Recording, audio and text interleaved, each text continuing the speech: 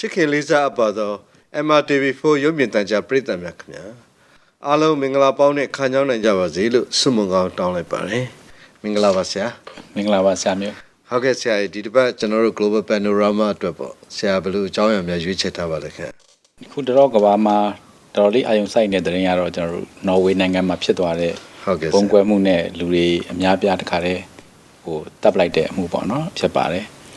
အဲ့ဒါကိုလည်းပဲတယောက်တည်းကလှုပ်သွားတယ်ဆိုတော့ပိုးပြီးတော့မှစိတ်ဝင်စားစရာကောင်းတာပေါ့လေဟုတ်ကဲ့ဆရာအဲ့လိုလှုပ်ခဲ့တဲ့သူကလည်းပဲသူကဘာကြောင့်မလို့လှုပ်တာလဲဆိုတော့လက်ရအစွန်းရောက်ဝါဒပေါ့နော်သူရဲ့အမျိုးသားရေးအစွန်းရောက်ဝါဒကြောင့်မလို့လှုပ်သွားတာဆိုတော့ဒါတွေနဲ့တစ်ဆက်တည်းပဲကျွန်တော်တို့ဘယ်လိုများဒီမျိုးသားရေးအစွန်းရောက်ဒါမှမဟုတ်ရှင်လက်ရအစွန်းရောက်ပေါ့လေဒီဝါဒတွေကောင်းမှကြီးထွားလာတယ်ဆိုတာလည်းပဲကျွန်တော်တင်ပြသွားချင်ပါတယ်ဟုတ်ကဲ့ဆရာပြီးခဲ့တဲ့ဒီသတင်းပတ်ထဲကပေါ့ကျွန်တော်တို့ CNN မှာတော့ breaking news အနေနဲ့ခုနပထမဆုံးဘုံပေါက်တဲ့သတင်းပေါ့ဆရာဘုံပေါက်တဲ့သတင်းကိုကျင်ကြတယ်သူတို့ကတော့ဒီနော်ဝေးနိုင်ငံဆိုတာမတန်ငြိမ်းချမ်းတဲ့အေဂျင့်တဲ့နိုင်ငံပေါ့ Nobel ဆုတွေပေးတဲ့နိုင်ငံဖြစ်တာကြောင့်ဘလို့ဒီလိုဟာမျိုးတွေမပေါ်ပေါက်နိုင်ဘူးလို့ယူဆထားတော့အထူးဆန်းလို့လည်းဖြစ်တာလည်းပါတာပေါ့လေနောက်တစ်ခုကတော့ခုနကတော့တယောက်တည်းကလှုပ်ကြံတဲ့အတွက်တော်လေးထူးဆန်းတယ်လို့ပြောပြီးတော့ခုဒါနဲ့ပတ်သက်တဲ့သတင်းတွေလည်းပဲဒီကျွန်တော်တို့ဂျာနယ်တွေမှာလည်းဖော်ပြထားကြတာတွေ့ပါတယ်ဆရာအဲ့တော့ခုနကဒီပထမဆုံးပေါ့လေဆရာအဲဒီနော်ဝေးနိုင်ငံဒီလူသတ်မှုပဲပေါ့နော်ဘုံပေါက်ကွဲမှုနဲ့ဒီဖြစ်စဉ်အချင်းလေးကိုပဲဆရာအရင်ဆုံးရှင်းပြပေးပါအောင်ဆရာဟုတ်ပါတယ်ခင်ဗျာဒီနော်ဝေးနိုင်ငံကတာမန်အဖြစ်ကြည့်မယ်ဆိုရင်တော့အလွန်ကိုပဲအေးချမ်းတဲ့နိုင်ငံပေါ့နော်တော်တော်များနော်ဝေးလို့တော့သိကြတယ်ဒါပေမဲ့လည်းနော်ဝေးကဘယ်လိုနိုင်ငံမျိုးလဲဘယ်နေရာမှာရှိတယ်လဲဆိုတော့သူ့ရဲ့ခင်ချင်းလေးကျွန်တော်နည်းနည်းလေးပြောပြချင်ပါတယ်ဒါမှအခုဖြစ်သွားတဲ့အမှုခင်းကသူတို့စီမှာတော်တော်လေးကိုထူးဆန်းနေပေါ့နော်ဖြစ်ရပေါ့လေကျွန်တော်တို့သူတို့ပြောကြတာတော့ဒုတိယကစစ်ကြီးပြီးမှဒါအဆိုးဆုံးဖြစ်ရလို့ပဲပြောကြပါတယ်ဆိုတော့အဲ့လိုဘယ်လိုဖြစ်လာလဲဆိုတော့ကျွန်တော်တို့ကပို့ပြီးတော့သိလာနိုင်မှာပေါ့ဆိုတော့နော်ဝေးကကျွန်တော်ကမ္ဘာရဲ့မြောက်ချမ်းပေါ့သူကတော့ကမ္ဘာမြောက်ဖက်ဆုံးအကြဆုံးသောနိုင်ငံတစ်နိုင်ငံလို့ပြောနိုင်ပါတယ်ဆိုတော့သူနဲ့တွဲရက်ကတော့ဆွီဒင်ပေါ့ကျွန်တော်စကန်ဒီနေဗီးယားနိုင်ငံတွေထဲမှာကမ္ဘာမြောက်ဖျားစွန်းမှာရှိနေတဲ့နေရာပါပဲအဲ့တော့နိုင်ငံကလည်းလူကြီးရတိတ်မများဘူးအားလုံးပေါင်းမှ4.9 တန်းဆို5 တန်းနီးပါးလောက်ပဲရှိတယ်စတူဒန်မိုင်က3 သိန်းလောက်ရှိတယ်ဆိုတော့သူကစတူဒန်မိုင်အခြေထဲမှာလူလေးကလည်းပဲနည်းနည်းပဲနေတဲ့ခါကျတော့တယောက်နဲ့တယောက်ကလည်းတိတ်မသိဟဲ့လို့မရှိဘူးပေါ့သူတို့နိုင်ငံမျိုးတော့ဖြစ်တဲ့အော်စလိုမှာတောင်မှလူ5 သိန်းလောက်ပဲနေတာဟုတ်ကဲ့ဆိုတော့ကျွန်တော်စီမှာဆိုရှင်မြို့နယ်တနေစားလောက်ပဲရှိတာပေါ့လေဒါမှန်တောမြို့လေးတစ်မြို့စားလောက်ပဲရှိတာပေါ့ကျွန်တော်ရန်ကုန်မြို့လူကြီးတောင်မှ6 တန်းလောက်ဆိုတော့ရန်ကုန်လောက်တောင်လူမများဘူးသူတို့တနိုင်ငံလုံးကနောက်တစ်ခုကနော်ဝေးနိုင်ငံအလွန်ချမ်းသာတဲ့နိုင်ငံဖြစ်ပါတယ်အလွန်ဖွံ့ဖြိုးတိုးတက်တဲ့နိုင်ငံလည်းဖြစ်ပါတယ်ဆိုတော့နော်ဝေးနိုင်ငံရဲ့တဦးကြ GDP ကဒေါ်လာ8000ကျော်ကျော်လောက်ရှိတယ်82,000လောက်ရှိတယ်ဆိုတော့တာမန်အဖြစ်ဆိုရင်တစ်နှစ်မှာလူတစ်ယောက်ကဒေါ်လာ2000ကျော်လို့ရှင်တထေးစင်းနဲ့ပါသွားပြီပေါ့အဲ့ဒီနိုင်ငံကသူကဒေါ်လာ8000ဆိုတော့ထိတ်ဆုံးကပေါ့လေစီးပွားရေးမှာအကောင်းဆုံးနိုင်ငံထဲမှာပါတယ်လို့ပဲကုလသမဂ္ဂရဲ့ကျွန်တော်တို့လူရင်းမြစ်ဖွံ့ဖြိုးတိုးတက်ရေးဒီအညွှန်းကိန်းမှာဆိုလဲသူထိတ်ဆုံးကနိုင်ငံမှာပဲတောက်လျှောက်ဒီအဲ့လို HDI index ကထိတ်ဆုံးမှရှိရလဲ4-5-6နှစ်တော့မကတော့ဘူးပေါ့လေသူအဲ့လိုမျိုးရှိလာတာသူတို့ပြောလို့ရှင်တော့သူတို့စီမှာအလွန်ကိုပဲဖွံ့ဖြိုးတိုးတက်ပြီးတော့မှလူတွေလည်းအေးချမ်းချမ်းပေါ့လေနေထိုင်နေကြတဲ့နေထားမျိုးဖြစ်ပါတယ်အဲ့ဒီထက်မှရုတ်တရက်ခုဖြစ်စစ်ဖြစ်သွားတယ်ဆိုတော့တကွာလုံးကလည်းအံ့ဩကြတာပေါ့ဖြစ်တာလည်းပဲဒီကိနေရာမှာကိုသွားဖြစ်တာကျွန်တော်တို့ပြီးခဲ့တဲ့ဇူလိုင်လ22ရက်နေ့ပေါ့ဖြစ်တဲ့အချိန်ကတော့စတာတော့ညနေ3 နာရီနဲ့22မိနစ်လို့ပြောတာပေါ့လေအော်စလိုမြို့ရဲ့ဝင်းရုပ်ရုံနဲ့ဒီအစိုးရရုံးနေရှိတဲ့နားမှာကားစီးရနေပြီးတော့မှထည့်ထားတဲ့သူတို့ဘုံကထားပေါက်တယ်ဘုံပေါက်ပြီးတော့မှအလုံးပေါင်းလူ800လောက်တည်တယ်ပေါ့ဒါစင်နဲ့ချီပြီးတော့မှသူတို့တန်ရာရကြတယ်မိတွေပဲလည်းလောင်ကုန်ကြတယ်ကံကောင်းထောက်မစွာနဲ့ဝင်းရုပ်ကတော့ဘာမှမဖြစ်သွားဘူးအဲ့ဒီမှာလည်းမဲ့လူတွေကတော်တော်လေးရုပ်သေးပေါ့ဘေးမှာလည်းအဆောက်အုံတွေမှန်နေကွဲအဆောက်အုံတွေပြက်ဖြစ်တဲ့ချိန်မှာလူရုပ်သေးဖြစ်နေတဲ့အချိန်မှာနောက်တနိုင်ခွဲလောက်ကြာတဲ့ခါကျတော့ဒီအော်စလိုမြို့ရဲ့ကမ်းခြေဘက်မှာကျွန်တော်တို့ကျွန်းလေးတစ်ကျွန်းရှိရယ်ယူတိုးယာဆိုတဲ့ကျွန်းလေးပေါ့လေအဲ့ဒီကျွန်းမှာထပ်ပြီးတော့မှပြစ်ခတ်မှုတွေထပ်ဖြစ်ခဲ့တာပါအဲ့ပြစ်ခတ်မှုကတော့သူတို့နော်ဝေရဲ့အာဏာရပါတီတစ်ခုဖြစ်တဲ့ကျွန်တော်တို့ Labor Party ပေါ့ Labor Party ရဲ့လူငယ်တွေကအဲ့ဒီမှာနွေရာသီပေါ့သူတို့မှာတော့ဒါနွေရာသီပေါ့လေဟုတ်ကဲ့ဆိုလိုက်ဆိုတော့နွေရာသီစခန်းသွင်းပြီးတော့မှလေ့ကျင့်နေကြတယ်ဆိုတော့လူငယ်ချင်းတွေ့ဆုံနေကြတဲ့တော်စခန်းလေးပေါ့လေအဲဒီမှာလည်းလူ500-600လောက်စုမိနေကြတဲ့အချိန်မှာရဲဝစ်စုံဝတ်ထားတဲ့လူယောက်ကနေပြီးတော့မှရောက်လာပြီးတော့ဟိုမှာဝင်းရုပ် ဟိုမှာရုံနဲ့လေးမှာဘုံကွဲတယ်လုံညုံရေးရအစိုးရင်ရတယ်ဒီလိုလာစုကြပါပြောစရာရှိရဆိုပြီးတော့မှစုခိုင်းပြီးတဲ့ခါကျတော့မှတမင်သက်ကိုပြတ်သွားတော့အဲ့တော့ဖြစ်ရကတော်တော်လေးကြာပါတယ်သူတယောက်တည်းထင်တိုင်းကျဲနေတဲ့ဥစားတနာကြီးကြော်လောက်ပေါ့တနာကြီးခွဲလောက်သူထင်တယ်လို့လိုက်ပြီးဖြစ်တတ်နိုင်တယ်ဆိုတော့သူ့လက်ထဲမှာလည်းပဲလက်နဲ့ငယ်တစ်လက်ပါတယ်နောက်ပြီးတော့မှလက်နဲ့ငယ်ဆိုကျွန်တော် side gun ပေါ့ pistol တစ်လက်ပါတယ်နောက်ပြီးတော့မှပေါ်စား rifle တနက်တစ်လက်ပါတယ်ပြီးတော့ mini 14ခေါ်တာပေါ့အဲ့ဒီပေါ်စား rifle တနက်တစ်လက်ပါတယ်နောက်ပြီးတော့ short gun လို့ခေါ်တဲ့တလုံးတိုးပေါ့ဈေးကြီးနဲ့ပြည့်တဲ့တနက်တစ်လက်ပါတယ်ဆိုတော့တော်တော်လေးတော့လက်နဲ့ပြည့်ပြည့်စုံစုံတက်ပြီးတော့မှကိုသူချာကိုပြစ်သွားတာအဲ့တော့ဘာမှအကွက်ကမရှိတဲ့လူငယ်တွေပေါ့အများသောအားဖြင့်15နှစ်16နှစ်18နှစ်ပေါ့လေအဲ့ဒီပတ်ဝန်းကျင်လူငယ်တွေကပြေးကြလွှားကြတော်တော်လေးတေးကြကြနဲ့တော်တော်ကိုချင်းနေဆိုးသွားတော့တချို့လည်းပဲရေထဲခုန်ချပြီးတော့မှကူးပြေးတယ်ရေကလည်းအမတန်အေးတာပေါ့လေအဲရေထဲခုန်ချကူးပြေးသွားတဲ့လူတွေသူကနောက်ကလိုက်ပြီးမှအေးစေးလိုက်ချိန်ပြီးတော့မှပြတ်တတ်သွားတယ်ဆိုတော့တချို့ရှင်တန်ပြီးကြံနေခဲ့တဲ့လူတွေကဘယ်လိုလဲဆိုလို့ရှင်တေးနေတဲ့လူတွေရဲ့အောက်မှာတေးချင်အောင်ဆောင်းပြီးတော့မှငြိမ်နေရတာမျိုးပေါ့အဲ့ဒါမျိုးနဲ့လွတ်သွားတာတွေရှိတယ်တချို့လည်းပဲဟိုခြုံနေတဲ့တိုးပေါ့လေဟိုကြောက်ကူတွေတဲ့ဝင်းလိုက်ပြီးပုံအောင်ပြီးတော့မှတချို့လည်းရေထဲမှာဆင်းပြီးငုတ်အဲ့လိုမျိုးနဲ့နေကြတယ်တချို့လည်းပဲအိမ်နာတွေထဲပါတယ်ဝင်ပုံပေါ့လေသူတို့ကတော့ဟိုဘယ်လိုလဲဆိုတော့ကျွန်တော်တို့ငယ်တော့ကစားတဲ့ကြောင်နဲ့ကြွက်ဟိုတူတူပုံနဲ့ကစားသလိုပါပဲဟိုမှာတော့တူတူပုံနဲ့ကစားတာရှားတွေ့သွားလို့ရှိရင်ရှုံးယုံပဲရှိတယ်ဒီမှာတော့ရှားတွေ့သွားရင်အသက်ခံရတာပေါ့လေတချို့ဆိုလို့ရှိရင်လည်းပဲမတေးမရှင်ဖြစ်နေပြီးတော့မှတရားရနေတယ်မတည်သေးဘူးဆိုလို့ရှင်တော့မှငြိမ်နေတာဆိုရင်တော့မှပဲနာနာလာကတ်ကြည့်ပြီးတော့မှဆိုတော့ကျွန်တော်တို့ဈေးကြီးနဲ့ပြစ်တဲ့တလုံးတိုးနဲ့ခေါင်းကိုပြစ်ခွဲသွားတာပေါ့နော်အဲ့တော့ yes အဲ့လိုလှုပ်သွားလိုက်တာလူတွေကဘယ်လောက်တည်သွားလဲဆိုတော့မူလတုန်းကတော့အလုံးပေါင်းလူပေါင်း80ကျော်လောက်တည်တယ်လို့သူပြောတယ်သို့တော့ဖြည်းဖြည်းဟိုအာနာပိုင်းနဲ့တခြားပြန်စစ်လိုက်တဲ့အခါကျတော့အလုံးပေါင်းမှာကျွန်တော်တို့ဟွာလောက်ပေါ့80ကျော်လောက်ပေါ့လေ86ယောက်တည်တာပေါ့အဲ့ကျွန်းပေါ်မှာဆိုရင်တော့68ယောက်ဘုံကွဲတာ10ယောက်ပေါ့အလုံးပေါင်း86တည်တယ်ဆိုပြီးတော့မှစည်ရင်ရတာပေါ့လေတော်တော်လေးကိုပဲတိုင်းပြည်လုံးနဲ့ shock ဖြစ်သွားလို့တစ်ကမ္ဘာလုံးလည်းပဲသူတို့ shock ဖြစ်သွားကြတာပေါ့လေဆိုတော့ဖြစ်ချင်တော့ရဲတွေကလည်းပဲတော်တော်လေးကိုနောက်ကျမှ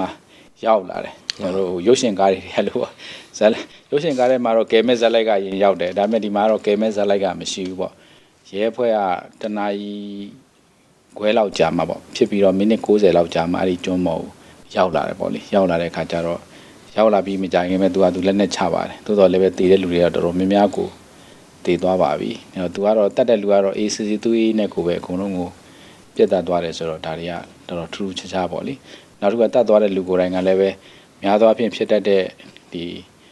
ီလူမျိုးကြားမဟုတ်ဘဲနဲ့ကိုယ်လူမျိုးချင်းချင်းနဲ့ပဲပြန်တတ်တယ်ဆိုတော့ဒါလည်းပို့ပြီးထူးခြားတဲ့ကိစ္စမျိုးဖြစ်နေတာပါပဲဟုတ်ကဲ့ဆရာဟိုဒီလိုမျိုးတွေကတော့ဟိုကျွန်တော်တို့ဟိုတုန်းကလည်းပဲကောင်းမှာဖြစ်ပျက်တဲ့ခုနကလိုတနတ်သမားတွေအယူတွေပေါ့စိတ်တစားလူသက်သမားဆိုပြီးတော့ကျွန်တော်ငယ်ငယ်တော့လည်းဟိုနိုင်ငံတကာသတင်းတွေမှာဖတ်ဖူးပါတယ်ဆရာဟိုမျိုးစင်ဘောကနေတက်ပြီးတော့တယောက်ချင်းတက်ပစ်တာတို့ဟုတ်လားပြီးတော့ဒီသူသဖြင့်လောက်ကြံတာပေါ့ကျွန်တော်ဟိုတုန်းကအဆိုတော့ဂျွန်လန်နော်တို့နောက်တစ်ခါသမရာရီဂန်တို့ဒီလိုလူမျိုးတွေကိုလောက်ကြံတဲ့တတ်တဲ့လူတွေကလည်းတကယ်တမ်းကျတော့ဘာလဲဆိုတော့ဟိုအယူတွေလိုပဲပြောရမှာပေါ့နော်ဆရာစိတ်ဖောက်ပြန်တယ်တကယ်တမ်းပြောရင်ဟလာဂျွန်လန်နော်တော့ဆိုဘာမှလည်းသူ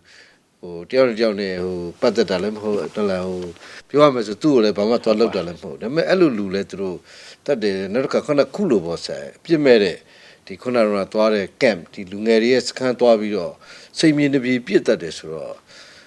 ့ကျွန်တော်နဲ့ကျွန်တော်မိတ်ဆွေတယောက်နဲ့အဲ့ဒီမနေ့ကအဲ့ဒီအကြောင်းပြောကြတော့သူကတော့အဲ့လိုလူမျိုးကတော့လောကကြီးထဲမှာထားကူမထားသင့်ဘူးလေတခါတည်းသာခိစ္စပြတ်ပြီးတော့ဟုတ်လားဟိုရှင်းပလိုက်အောင်ဒီလူမျိုးတွေကထောင်လည်းမချနေနဲ့တော့တခါတည်းလူလောကကနေပြီးတော့ဖယ်ထုတ်တင်တယ်ပေါ့ဘာလို့ဆိုတော့တကယ်တွေးကြည့်တော့လေခုနပြောသလိုပေါ့ဆရာဟုတ်လားဘာအကြောင်းရဲ့လို့သူတို့မှာသေးသေးချာချာခံရလုံးလုံးလည်းမဟုတ်ဘဲနဲ့လူအပြစ်မဲ့တဲ့လူတွေကိုတတ်တယ်ဆိုတဲ့ပေါ်ဖြစ်နေတာပေါ့ဆရာအဲ့တော့အဲ့ဒီမှာခုနကသူ့ကိုလက်ရအစွန်းရောက်သမားလို့ပြောတော့ပေါ့လေဆရာအဲ့ဒီတော့အဲ့ဒီလက်ရအစွန်းရောက်ဝါဒအစွန်းရောက်ဆိုတာလည်းပဲဟိုကျွန်တော်တို့လက်ဝဲအစွန်းရောက်လည်းကြားဘူးတယ်နောက်တစ်ခါဒီအစ္စလာမစ်အစွန်းရောက်ဝါဒီတို့ဘာလို့ဆိုတဲ့အတုံးနှုံးတွေပေါ့ဆရာအဲ့ဒါတွေနဲ့ဒီအစွန်းရောက်တွေဘယ်လိုသတ်မှတ်တယ်လဲဆိုတော့ဒါလေးကိုလည်းဘူတုတအနေနဲ့ပြောပြပြီးအောင်ဆရာဟုတ်ကဲ့ပါဒီလက်ရအစွန်းရောက်ဆိုတဲ့ဝါဒတွေကများသောအားဖြင့်တော့ဥရောပနဲ့အနောက်နိုင်ငံတွေပေါ့နော်အဲဒီမှာဖြစ်ကြတာများပါတယ်အဲ့တော့သူတို့ကတော့ far right ဆိုတော့လက်ရဘက်ကိုအစွန်းရောက်တယ်ဆိုတော့လူ view ဒီဟာအမြင့်ဆုံးလူမျိုးတွေအမြတ်ဆုံးဆိုတဲ့စိတ်ဓာတ်မျိုးတွေပေါ့နော်နောက်သူတို့ကိုယ်ွယ်တဲ့ဒါခရစ်ယာန်ဘာသာအမြတ်ဆုံးဆိုပြီးတော့မှဒါမျိုးတွေစဉ်းစားလာတာမျိုးတွေလည်းရှိပါတယ်သူတို့ရဲ့ဆန့်ကျင်ဘက်တွေကတော့ဘာဖြစ်တတ်လဲဆိုတော့ကျွန်တော်တို့လူမဲတွေပေါ့လူမဲတွေရှိတယ်နောက်ချိုဂျူးတွေရှိတယ်တချို့ဆိုလို့ရှိရင်လည်းမွတ်စလင်တွေပေါ့တချို့ဆိုလည်းနောက်ပိုင်းကျတော့တောင်အာရှနေပြီးပြောင်းလာတဲ့ migrant တွေနောက်အာရှတိုက်ကနေပြောင်းလာတဲ့လူဝါတွေပေါ့ migrant တွေပေါ့ကာလာရှိတဲ့လူတွေပေါ့လေဒါမျိုးတွေကိုသူတို့ကခွဲခြားဆက်ဆံပြီးတဲ့ခါကျတော့ဒီလူတွေဒီကိုလာနေလို့ငါတို့မှအလုတ်ကင်နေပြဲရတယ်အလုတ်ကင်နေဒီနဲရတယ်ပေါ့လေငါတို့ဒုက္ခရောက်ရတယ်ဒီကောင်တွေရှင်းပြမှဖြစ်မယ်ဒီကောင်တွေကပြဿနာကောင်တွေဆိုတဲ့စိတ်ဓာတ်မျိုးနဲ့လောက်ကြတာပါဒါမျိုးတွေကဟိုးရုံးရလည်းပဲရှေးရုံးရလည်းကျွန်တော်တို့ရှိခဲ့ပါတယ်ခု class clan တို့ဘာလို့ပေါ့လေဒီ19ရာစုနှစ်လောက်ကလေးကပေါ်ခဲ့တဲ့ဟာတွေရှိတယ်နောက်တစ်ခုကဘာသာရေးနဲ့နှွယ်ပြီးတော့လဲ Freemason တို့ဟာမျိုးတွေပေါ့ဟုတ်ကဲ့ဒီလိုကျွန်တော်တို့ Freemason ဆိုတော့ဂမ်ဘီယာဝတ္ထုတွေထဲမှာတော့ပါရတာပေါ့လေသူကလှလှဝဲနဲ့ဖွဲ့စည်းထားတဲ့အဖွဲ့အစည်းပေါ့တောင်းတဲ့တယောက်လဲသင်္ကေတတွေနဲ့ဆက်သွယ်ကြတာပေါ့လေဘယ်လိုရင်တိုးလေးတိုက်ရင်ဘာလက်ဆွဲနှုတ်ဆက်လို့လက်ကလေးကဘယ်လိုလုပ်လိုက်လို့ရှင်ဘာဆိုတာမျိုးလေးတွေပေါ့နော်သူတို့ကိုသူတို့လည်းပဲအဖွဲ့ဝင်အဆင့်တွေသတ်မှတ်ထားတာပေါ့ဒီလိုဖွဲ့စည်းတွေကအခုတဖြည်းဖြည်းနဲ့ဘာဖြစ်လာလဲဆိုတော့2000ပြည့်လွန်နှစ်တွေရောက်လာပြီးတဲ့နောက်ပိုင်းမှာအထူးသဖြင့်တော့အမေရိကမှာဆိုလို့ရှိရင်ဒီသမ္မတအိုဘားမားသမ္မတဖြစ်လာပြီးတဲ့နောက်ပိုင်းမှာပို့ပြီးတော့မှများပြားလာတယ်လို့ပြောတယ်အားလုံးပေါင်း45ရာခိုင်နှုန်းလောက်တော့မှသူတို့အဖွဲ့လက်ရဆုံးရောက်တဲ့အဖွဲ့တွေကပို့ပြီးတော့မှများလာတယ်လို့ပြောတယ်ဒါကတော့ဘာကြောင့်လဲဆိုတော့ဒီသမ္မတအိုဘားမားကိုယ်တိုင်ကလည်းပဲသူကလူမဲတယောက်ဖြစ်နေတာပေါ့အဲ့ဒါကိုမကြိုက်ကြတဲ့လူတွေတော်တော်များများကဒီဝင်ပြီးတော့မှပေါ့နော်ဒီအသင်းတွေမှာဝင်ပြီးတော့မှအင်တာနက်ကလည်းရှိနေတော့ချင်းချင်းအင်တာနက်နဲ့စီးရုံပြီးတော့မှလောက်ကြကင်ကြတဲ့ခါမှာအခုဆိုရင်အဖွဲ့ပေါင်း1000နီးပါးလောက်အမေရိကမှာပေါ်ပေါင်းနေပြီးသူတို့ website တွေဆိုလို့ရှိရင်ရာနဲ့ချီပြီးတော့မှတင်ပြီးတော့မှလှုပ်ရှားလာကြတယ်တချို့ကလည်းပဲနာဇီဝါဒကိုပြန်ထုံးအောင်ပေါ့နီယိုနာဇီခေါ်တာပေါ့နော်နာဇီလက်သစ်ပေါ့ဟိုကျွန်တော်တို့ဂျာမန်တို့ဘာလို့မှဆိုရှင်မြင်ရတယ်နောက်ပြီးတော့မှရုရှားတို့ကလည်းမြင်ရတယ်ကရုံးနေပေါ့လေဟုတ်ကဲ့ဟို skin head ခေါ်တာပေါ့နော် skin head ဒီပေါ့သူတို့ခေါင်းနေမှာလည်းပဲလိုမျိုး swastika လို့ခေါ်တဲ့ဟိုစัจ जा ပုံတွေပါလေပုံစံဖော်ပြီးတော့မှရိတ်တာမျိုးတွေပါလေရှိလာပါတယ်ဆိုတော့တော်တော်များများတချို့ကကျတော့စစ်တပ်ပုံစံမျိုးတွေလက်နက်ကိုင်ဖွဲ့စည်းမျိုးတွေပေါ့နော်အဲ့လိုမျိုးတွေလည်းဖွဲ့စည်းလာကြတာလည်းရှိတယ်ဆိုတော့အမေရိကမှာတော့ထူးခြားဖြစ်ခဲ့တဲ့ဥစ္စာလေးတွေဆိုရင်ကျွန်တော်မှတ်မိသလောက်ဒီတယောက်ချင်းနဲ့ဒီစိတ်ဓာတ်မျိုးနဲ့လောက်တာ1995ခုနှစ်လောက်တုန်းက Timothy McVeigh ဆိုတာOklahoma မှာဘုံခွဲတာပေါ့နော်ဒီလိုပဲအဲ့ဒီပုံစံတိုင်းပဲအခုလည်းဘုံခွဲတဲ့နေမှာသူဓာတ်မြေဩဇာတွေကိုလောင်စာစီနဲ့ပေါ့လေရောပြီးတဲ့ခါကျတော့မှစနစ်တန်နဲ့တက်ပြီးတော့မှဘုံခွဲတယ်ဆိုတော့ Oklahoma မှာလည်းဘုံခွဲလိုက်တာအစိုးရအဆောက်အုံကြီးကတော်တော်လေးကိုပြိုကျပျက်စီးသွားပြီကလေးရင်းအကြောင်းကကလေးတွေတော်တော်များများပါတေကုန်အလုံးပေါင်း168ယောက်လားမသိသေးတယ်အဲ့ဒီတော့ကလူတွေကလည်းရာနဲ့ချီပြီးတော့900လောက်ပေါ့လေသူတို့ဒဏ်ရာရကုန်ကြတယ်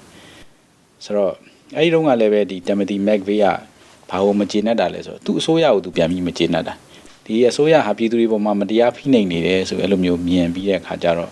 သူတစ်ဖြင့်တော့1993ခုနှစ်မှာဖြစ်သွားခဲ့တဲ့ဝါကိုလို့ခေါ်တဲ့ကျွန်တော်တို့အဆောက်အုံမှာပေါ့နော်ဖမ်းမှာဖြစ်သွားတဲ့ကျွန်တော်တို့ဖြစ်ရတဲ့ခုရှိတယ်အဲ့ဒီတော့ကတော့သူတို့စီမှာလည်းပဲဘာသာရေးအစွန်းရောက်အဖွဲ့တစ်ဖွဲ့ကအဲ့ဒီຢာတဲ့မှာပေါ့နော်ဟိုတူလောင်ယုံကြီးရမှာကိုတော်ကြီးရမှာသူတို့စုပြီးတော့မှနေကြပြီးတဲ့ခါကျတော့မှဟိုလက်နဲ့တွေပါတွေကင်ထားတယ်ဆိုပြီးအပြင်ဘက်ကနေပြီးတော့မှ FBI အဖွဲ့ကနေ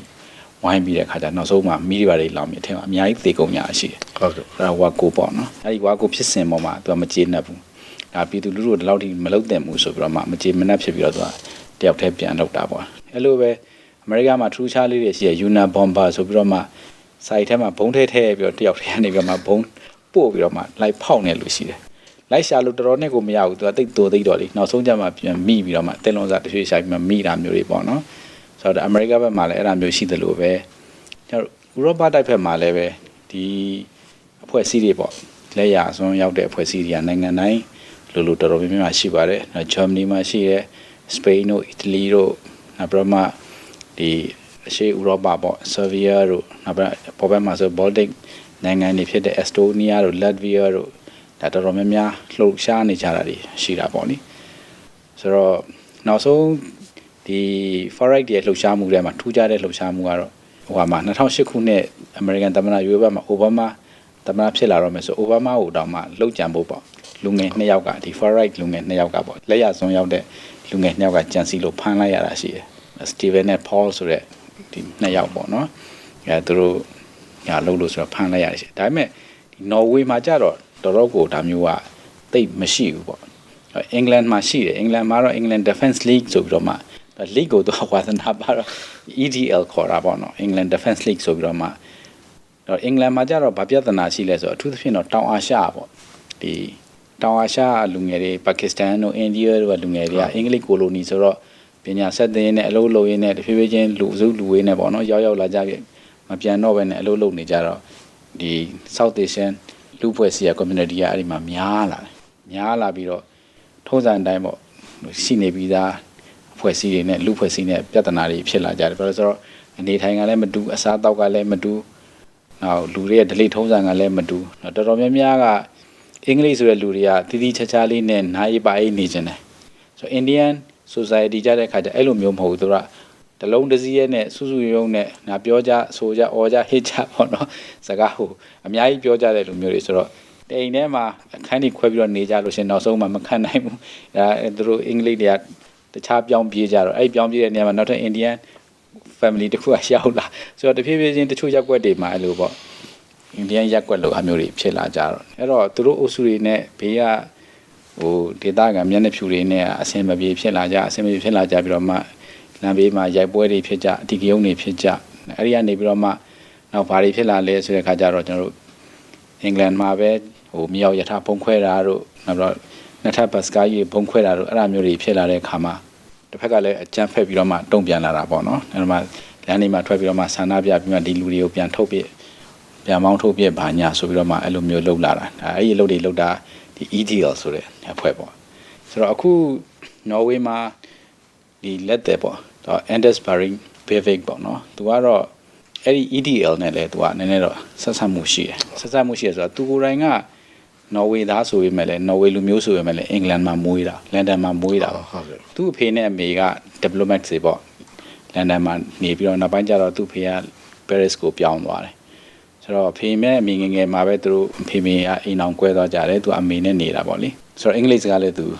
ကောင်းတတ်ပါတယ်အဲ့တော့ကြီးပြင်းလာတဲ့ချိန်မှာဒီလူမျိုးရေးပေါ့နော်သူတို့အမျိုးသားရေးလက်ရရေးနဲ့အစွန်းရောက်ဝါဒတွေကသူ့ထဲကိုတော်တော်လေးကိုပါလာခဲ့ပြီးတော့ဖြည်းဖြည်းချင်းနဲ့ဒီအထူးသဖြင့်ဆိုလို့ရှိရင်တော့ South Asian နေပေါ့သူတို့စီမှာတော့ကျွန်တော်တို့ Norway မှာတော့တော်တော်များများကဝင်လာတဲ့ migrants တွေမှာဆို South Asian နေ Pakistan ပေါ့အထူးသဖြင့် Pakistan ကများတယ်အဲ့တော့ Pakistan ဥယျာဉ်ကကျွန်တော်တို့ဝါလောက်ရှိတယ်4000နီးပါးလောက်ရှိတယ်ဆိုတော့သူတို့က5သန်းနီးပါးလောက်မှာ4000လောက်ဆိုတော့ percentage ရတော့တိတ်ကြတော့မများဘူးဆိုပေမဲ့လည်းတော်တော်များမျိုးတွေမှာပဲနေကြတာဟိုတောတွေမှာမနေချဘူးဒီ migrant တွေဆိုမျိုးတွေမှာတော့အနေမြင်ရတာများတာပေါ့နော်များတော့ तू ကလည်းပဲဒါကိုတိတ်ကြည့်မရဘူးလို့ပြောတယ်ငယ်လေးကခဏသူပြဿနာတက်တဲ့ဒီ migrant တွေနဲ့ပတ်သက်အထူးသဖြင့် South Asian တွေတို့နောက်တခြားသောဟိုအရှေ့လက်ပိုင်းကလာတဲ့ Iraq တို့ဘာတို့ပေါ့နော်နောက်ပိုင်းမှာတော့ Norway မှာ Iraq တို့ဘာတို့လည်းဝင်လာတဲ့လူတွေကများလာတယ်ဘာလို့ဆိုတော့ဟိုမှာမတိမငြိမ်ဖြစ်တာ။ပါကစ္စတန်ကလည်းပဲထုံးစံတိုင်းပေါ့မတိမငြိမ် Al-Qaeda ကိစ္စနဲ့ပါနေဆိုတော့အဲ့ဒီကလူတွေကလည်းပဲများကြတယ်ဆိုတော့ Norway တို့ဘာလို့ Scandinavian နိုင်ငံတွေကသူကလူဝင်မှုကြီးကြပ်ရေးရလည်းပဲတော်လေးကိုအေးဆေးပဲတိတ်ကြီးမတင်းကြပ်ဘူး American လိုတိတ်ကြီးဝင်ခွင့်တွေအရင်ကြီးစစ်ဆေးတာတင်းကြပ်တာမျိုးတွေတိတ်မရှိဘူးသူကလာအလုပ်ဆိုတော့လူတွေကိုယ်တိုင်ကလည်းအေးချမ်းချမ်းပဲနေစရာလည်းပေါ်တယ်ဆိုတော့အလုပ်ကန်လည်းဟိုမဲလောက်ဆရာဖြစ်နေတော့လာလုပ်ကြတာပေါ့နော်ဆိုတော့သို့တော်ညာလည်းပဲအဲ့လိုဝင်လာတာများလာတာနဲ့အမျှဒါကိုမကျေနပ်တဲ့စိတ်တွေအနေချင်းပေါ့နော်ကျွန်တော်တို့တယောက်ချင်းမှလည်းရှိနေအဲ့တော့ဒီ Breivik ကဒီဟာကိုသူလုပ်ဖို့စဉ်းစားနေတာပေါ့တော်တော်ကြာနေပြီနှစ်နဲ့ကိုတော်တော်ချီနေပြီပေါ့ဆိုတော့ပထမဆုံးတော့သူလက်နဲ့ဝယ်ဖို့စပြီးမှစူးစမ်းတာဘယ်လောက်ကစစူးစမ်းလဲဆိုတော့2009လောက်ကလေးကသူစပြီးစဉ်းစားတယ်သူပတ်စံရှာတာပေါ့နော်ဟုတ်ကဲ့ပတ်စံရှာပြီးစီးပွားရေးလုပ်တယ်သူပတ်စံရှာတယ်တော်တော်စုမိတယ်သူယူရိုငွေ3သိန်းကျော်လောက်စုမိတယ်ပေါ့နော်ဒေါ်လာ4သိန်းလောက်ရှိတာပေါ့အဲ့လောက်စုပြီးတဲ့ခါကျတော့သူကဒါတွေနဲ့သူလက်နဲ့ဝယ်မယ်ဖောက်ခွဲမယ်သူ့ရဲ့အကြံစီကရည်ရွယ်ချက်ကဘာလဲဆိုတဲ့ခါကျတော့ဒီလိုလူတွေဝင်လာတဲ့ဥစ္စာအားလုံးကဘယ်သူမှတိတ်ပြီးတော့မှဂရုမစိုက်ကြဘူးဘာဖြစ်လဲဆိုတော့လူခွင့်ရေးတို့ဒီမိုကရေစီတို့စသဖြင့်ပေါ့နော်ဒါတွေကအများကြီးသူတို့စီမှာရှင်သန်နေတဲ့ခါကျတော့တောင်းတော့လူတိုင်းကအားလုံးတူတယ်ဆိုပြီးမှဝင်လာတယ်ဒါကိုသူကမကြိုက်ဘူးဆိုတော့ဒီလို multicultural ပေါ့နော်လူချင်းကျေးမှုတွေအများကြီးဖြစ်လာလို့ရှင်မူလယဉ်ကျေးမှုပျောက်သွားလိမ့်မယ် ဥရောပတိုက်ကြီးတစ်ခုလုံးကိုတန်တဲ့လူမျိုးကြားတွေဘာသာကြားတွေကဝင်အုပ်စီးသွားလိမ့်မယ်ဆိုတော့ဒါကိုတော်လှန်ရမယ်ဆိုပြီးတော့မှအဲ့စိတ်ထဲမှာရှိတယ်ဆိုတော့ဒါကိုပြန်လုပ်ဖို့အတွက်ကြတော့တာမန်နီးလန်းနဲ့သတင်းစာထဲမှာရေးနေုံအင်တာနက်မှာတင်နေုံလောက်နဲ့တော့လုံးလို့မရဘူးလူတွေအာယုံစိုက်လာအောင်လုပ်မှကိုရမယ်ဆိုတော့လူတွေအာယုံစိုက်လာအောင်လုပ်ဖို့ကလူတွေကလည်းတောင်းနဲ့အာယုံစိုက်တော့50-60 ယောက်လောက်တေုံနောက်နဲ့လည်းသတင်းမဟုတ်တော့ဒီခေတ်ကဆိုတော့များနိုင်တယ်များတက်ပြရမယ်ဆိုတော့သူ့ရဲ့တွေးခေါ်မှုပေါ့လေဒါကတော့အဲ့အတွက်ကိုများတတ်နိုင်မှုအတွက်ကိုသူအစီအစဉ်တော့မလုပ်မလဲဒါပုံခွဲမယ်တနက်နဲ့ပြည့်မယ်ပေါ့နော်ဆိုတော့တနက်နဲ့ပြည့်နိုင်မှုအတွက်ကိုသူတနက်စပြီးမှရှာတယ်2010လောက်မှာသူတနက်ကိုစရှာတယ်ဆိုတော့သူတို့စီမှာတော့မူလတော့ကဘာရှိလဲဆိုတော့အဲ့တလုံးတိုးပေါ့ဇရိတ်ကြီးနဲ့ပြည့်တဲ့တလုံးတိုးတနက်ကလေးရှိတယ်ဆိုတော့နောက်တကယ်လူတွေများတတ်နိုင်မှုအတွက်ဆိုလို့ရှင်မောင်းပြန်rifle လိုတယ်ဆိုတော့မောင်းပြန် rifle ရဖို့အတွက်ကိုသူကဘယ်ထိသွားလဲဆိုတော့ check ထိသွားတယ်အဲ့ဒီဘက်မှာသူကလက်နဲ့မှောင်ခိုပေါ်တယ်ပေါ့နော်သူက BBC တို့ကတော့မှကြီးလိုက်တဲ့ခါကျတော့ဒီ check နိုင်ငံကအရှေ့ဥရောပမှောင်ခိုလက်နဲ့တွေအနောက်ဥရောပတင်သွင်းတဲ့နေရာမှာအဓိကချက်ချဖြစ်တယ်ဆိုသူကသဘောကျပြီးတော့မှအဲ့ဒီကိုသွားပြီးတော့မှလိုက်ဝဲဖို့ကြိုးစားဒါပေမဲ့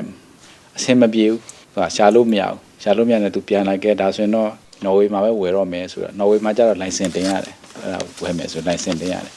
်တော်နဲ့တော့ license မရဘူးပေါ့ဒါပေမဲ့သူ့မှာအရင်တော့ကတလုံးတိုးတနက်ကလေးရှိနေတဲ့ခါကျတော့အဲ့ဒီဟာပုံမှာသူကောင်းကင်နေဆိုပြီးတော့မှနောက်ဆုံးတော့သူကရတယ်နောက်ပို့ပြီးတော့ခက်တာကြတော့ pistol ဝယ်ဖို့ကြပို့ခက်တယ်ဒါ pistol ဝယ်ဖို့ကြတော့ pistol ပြစ်တဲ့တင်တန်းတွေအများကြီးတက်ရသေးတယ်နောက်အကြာကြီးအဲ့ဒီမှာသွားပြီးတော့မှလေ့ကျင့်ခန်းတွေပါအစင်ဟုတ်ပြီဆိုတဲ့ခါကျတော့မှတော်တော်လေးကြာမှသူ pistol ကင်ခွင့်မှရတယ်ဆိုတော့သူ့လက်ထက်မှာတနက်က3လက်ဖြတ်သွားတယ်နောက်ကြီးစံနေစုတယ်ကြီးစံကြသိမခက်တော့တနက်ရပြီဆိုတော့ကြီးစံဝယ်ခြင်းတို့ဝယ်လို့ရတယ်ကြီးကတ်တွေဝယ်တယ်ဆိုတော့သူ3နဲ့ကြီးစံအဲ့ဒီမှာတော်လေးထူဆန်းတယ်ဒါတော့ခုတွေ့တာတော့ Damden bullet ဆိုတာပေါ့နော်အဲ့ Damden bullet ဆိုတာကသူကဘာလဲဆိုတော့ကြီးစံထိပ်ဖူးကိုတာမန်ဖြစ်ဆိုခဲဘူးတွေနဲ့တုံးကြတာများတယ်ခဲဘူးမဟုတ်ဖ ೇನೆ သူကအပေါ်ကတတ်တုကုံကလေးပဲထားပြီးတော့အဲ့တတ်တုကုံလေးကိုလည်းပဲအမွှာစိတ်ကွဲနိုင်အောင်လေးဟထားပေးထားလေးရှိအကြောင်းလေးတွေနဲ့အထဲထဲမှာကျတော့ soft ပေါ့ဟိုအမှုံလေးတွေတို့ gel လေးတို့လို့ထည့်ထားတယ်အဲ့ကောင်ကိုသူကဘာထည့်လိုက်တယ်ဆိုတော့ pure nicotine ထိုးထည့်ပေးလိုက်တယ်ဆိုတော့ nicotine ဆိုတာအဆိပ်ပဲဆေးလိပ်ထဲမှာပါတယ် nicotine ကအဆိပ်ပဲဟုတ်ကဲ့ဆိုတော့အထဲဝင်သွားတာနဲ့ဒီကောင်ပောက်ကွဲသွားပြီးတော့မှခန္ဓာကိုယ်ထဲမှာစိတ်မှောင်ဖြစ်သွားတယ်ဆိုတော့တော်တော်လေးကိုနာကျင်မှုကလည်းပိုပြီးပြင်းထန်တယ်ပိုပြီးတော့လည်းဒဏ်ရာပိုပြီးမြန်သေးစေတာပေါ့အဲ့တော့ဘာကြောင့်သူက Damden bullet လို့ခေါ်တာလဲဆိုတော့ကလကတ္တာနားမှာရှိတဲ့ Damden ခရမ်းဆက်ယုံကနေထုတ်တဲ့အတွက်ကြောင့်မို့လို့18ရာစုနှစ်တုန်းကထုတ်ခဲ့တာပေါ့နော်အဲ့တော့အဲ့ဒီကောင်ကတိတ်ပြီးတော့မှဟိုရက်ဆက်လွန်အားကြီးလို့ဟို convention နဲ့ international convention နဲ့ the Hague convention နဲ့သူကမသုံးရဘူးဆိုပြီးတော့မှသူပိတ်ထားတာစစ်သုံးဆိုသူကသုံးလို့မရဘူးဒါနောက်ပိုင်းကျတော့ဘာလို့ပြန်သုံးလာလဲဆိုဥမာလေမြန်လိုဟာမျိုးတွေပေါ်မှာတခုအကြမ်းဖက်မှုတွေဖြစ်တယ်ဆိုရင်ကြီးစံနေပြီးတော့မှဒီအကြမ်းဖက်သမားကိုပြစ်ထည့်လိုက်တယ်အကြမ်းဖက်သမားကိုကနေနီးလေးဆိုတော့ကိုကနေဖောက်ထွက်သွားပြီးတော့မှနောက်တစ်ယောက်ကိုမှန်နိုင်တယ်ဒါမှမဟုတ်လေမြန်နံရံကိုဖောက်သွားနိုင်တယ်လေမြန်နံရံကိုဖောက်သွားရင်ဟိုကလေဝင်လာတဲ့လေနဲ့သူက air pressure ရုပ်တရက်ပေါ့နော်အပြောင်းနဲ့ဖြစ်တာလေမြန်ကြီးပါပောက်ကွဲသွားနိုင်တယ်ဆိုတော့အဲ့တော့ဘာလို့ရမလဲဆိုတော့လူကိုမှန်ပြီးရင်အဲ့မှန်တဲ့အထဲမှာပဲသူကြီးစံကိုနေရမယ်ဆိုတော့အဲ့လိုမျိုးပေါ့အဲ့လိုလုပ်ဖို့အတွက်ကိုဒီ Damden bullet ကိုပြန်ပြီးတော့မှဟိုဒီကျွန်တော်တို့ဥပဒေစိုးမိုးရေးဖွဲ့တွေကတော့ပြန်သုံးလာတာပေါ့ရဲတပ်ဖွဲ့တွေပါတွေကတော့ပြန်သုံးလာတဲ့အနေထားသူကအဲ့ဒီအောက်တေချာကိုစနစ်တကျကိုယူရေးပြီးတော့မှကိုသုံးတဲ့အနေထားမျိုးဖြစ်ပါတယ်ဆိုတော့တစ်ဖက်မှာလည်းပဲသူကဖောက်ခွဲနိုင်မှုအတွက်လည်းရန်ကိုပဲအညံကတော့တော်တော်သွားတာပေါ့နော်ဒီရန်လုပ်ဖို့အတွက်ကိုဘာလုပ်လဲဆိုတော့ဓာတ်မြေဩဇာနေပြီးတော့မှဒီရန်လုပ်ဖို့ပေါ့လေသူကြံစီတဲ့အခါမှာဓာတ်မြေဩဇာတွေအများကြီးဝင်သူချက်ချင်းမတင်တာဖြစ်ခံရမှာ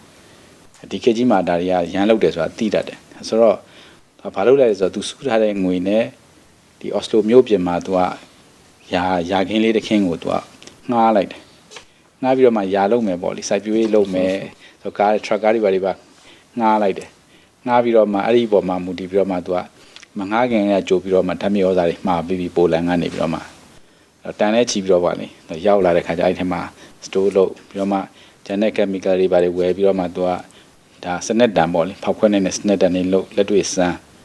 ဆိုတော့တော်လေးဦးနေဖြစ်တာသူ့ဘေးနားလေးမှာနော်ဝေနိုင်ငံရဲ့စစ်တပ်ရှိတယ်စစ်တပ်တရင်တပ်ဖွဲ့တစ်ခုရှိတယ်သူကတော့စဉ်းစားတယ်ဒီရဲ့တရင်တပ်ဖွဲ့လက်နက်တွေရလိုက်ငါဘာမှတော့လုပ်ဆရာမလို့ပေါ့အဲ့တော့သူကသူလုံနေရတာပေါ့လေလှုပ်ပြီးတော့မှအဆင်ပြေပြီဆိုတော့ 2010ပေါ့ကျွန်တော်တို့ဒီနှစ်ကုန်ပိုင်းလောက်မှာလိုလက်နဲ့စုတာတွေနည်းနည်းလုပ်ပြီးတော့မှ2017နှစ်စမ်းပိုင်းလောက်မှာတော့ရန်စုတာတွေဖြစ်လာ OKB ဆိုတဲ့အချိန်မှာသူကဘာလုပ်လဲဆိုတော့ဒါသူ့ရဲ့ last attempt ပေါ့လေဒါလုပ်လိုက်လို့ရှင်သူဖန်ခံမယ်သူ့ဘဝလည်းအဆုံးသတ်မယ်ဆိုတော့သူဘာတွေလုပ်ခဲ့တယ်ဆိုတာကိုသူကကြေညာခြင်းတဲ့အခါကျတော့ဥရောပလွတ်လပ်ရေးကြေညာစာတမ်းကြီးဆိုပြီးတော့မှ2083ဥရောပလွတ်လပ်ရေးကြေညာစာတမ်းကြီးဆိုပြီးမှသူရေးထားတဲ့ကြေညာစာတမ်းကဘယ်လောက်ရှိလဲဆိုတော့စာမျက်နှာ1500လောက်ရှိတယ်အဲ့ဒါရှိတော့သူက website ပေါ်မှာတင်လိုက်တယ်ဒါကသူပုံနေရောဘာတွေရောသူဘယ်လိုဓာတ်တွေကိုစူးစမ်းခဲ့ရတယ်ဆိုတာဒီကအသေးစိတ် diary သဘောမျိုးလေးသူကရေးထားတယ်မှာပုံနေဆိုရင်နောက်ဆုံးသူနောက်ဆုံးတင်ခဲ့တဲ့ပုံနေမှာဆိုရင်ဘာတွေပါလဲဆိုတော့တကယ်ဟိုးတုန်းကနာဇီဂျာမနီ uniform ဟာမျိုးပေါ့ SS uniform ဟာမျိုးတွေဝတ်ထားတယ်အဲ့ဒီထဲမှာတော့တစိမ့်တွေကတော့သူ Freemason တစိမ့်တွေပေါ့လေအဲ့လိုမျိုးတွေပေါ့တတ်ထားတာတွေရှိတယ်နောက်အထူးတပ်ဖွဲ့ဝင်တွေဝတ်တဲ့ကျွန်တော်ရေဆိုးခံတဲ့အင်ဂျီမျိုးတွေနဲ့ဒီ rifle တနတ်နဲ့သူရိုက်ထားတဲ့ပုံတွေပေါ့လေအမျိုးစုံပါပဲပုံစံတွေအမျိုးစုံနဲ့ကိုသူရိုက်ပြီးတော့မှဓာတ်ပုံတွေလည်းတင်ခဲ့တယ်ဆိုတော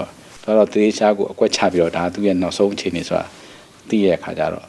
လောက်သွားလဲစိန်ပြေနေပြေကိုလောက်တာစိန်ပြေနေပြေလို့ပြီးတော့စိန်ပြေနေပြေကိုပဲအေးစေးပဲဖန်ခန့်တော့လဲအေးစေးပဲသူ့ပုံကြည့်ရတဲ့ဥစားတဲ့ဒီတနတ်မောင်းကိုဆွဲတောင်မှအေးရှင်းရမယ်ဆွဲတယ်ဆိုပြီးမှရှင်းတန်းချန်နေခဲ့တဲ့လူကြီးပြန်ပြောပြတာပေါ့လေဆိုတော့အခုတော့သူကဖန်ခန့်ရတာပေါ့လေဖန်ခန့်တော့ဟိုတရားရုံးမှာတော့တင်နေပြီဒါပေမဲ့ပြဿနာဘာဖြစ်လို့လုံးတဲ့လူအပြင်ကိုမဖမ်းနိုင်တဲ့ရဲဖွဲ့မှာလာပြီးတော့မှပြဿနာလာတက်နေပါဘာကြောင့်လဲဆိုတော့မိနစ်60ကြာမှဖြစ်ပြီးတော့မိနစ်60ကြာမှ28မိုင်မဲ့ဝေးတဲ့နေရာကိုရဲရရောက်သွားဟုတ်ဆိုတော့ကျွန်တော်တို့ဒီနော်ဝေနိုင်ငံမှာရှိနေတဲ့ရဲတပ်ဖွဲ့လည်းပဲဆိုတော့ပြောသလိုနော်ဝေကအင်မတန်မှအေးချမ်းတဲ့နိုင်ငံနိုဘယ်ငင်းငင်းဟစ်စုပေးနေတဲ့နိုင်ငံဆိုတော့ဘာမှသိပြင်းပြင်းဆဲဆဲမရှိဘူးဟုတ်တယ်ရဲတွေကတနတ်တော့မကင်ဘူးလို့ဟုတ်တယ်အဲ့တော့ဟုတ်တယ်ရဲအဲ့ဒီမှာတာဝန်ကျရဲလည်းတနတ်မပါဘူးဟုတ်ဆိုတော့ तू ကတည်တာပေါ့နော်အဲ့ဒီတည်တဲ့ရဲတယောက်ကဟိုရဲစစ်တော့မဟုတ်သွားခဏရဲတော့ရဲပဲဒါပေမဲ့ तू အဲ့မှာစေနာဝန်ထမ်းပေါ့လေသွားပြီးတော့လုံညုံရေးသွားလုပ်ပေးနေ off duty မှာအဲ့တယောက်ကဘယ်လိုလဲဆိုတော့နော်ဝေအရှိမင်းသားရဲ့မိဖုရားပေါ့အရှိမိဖုရားရဲ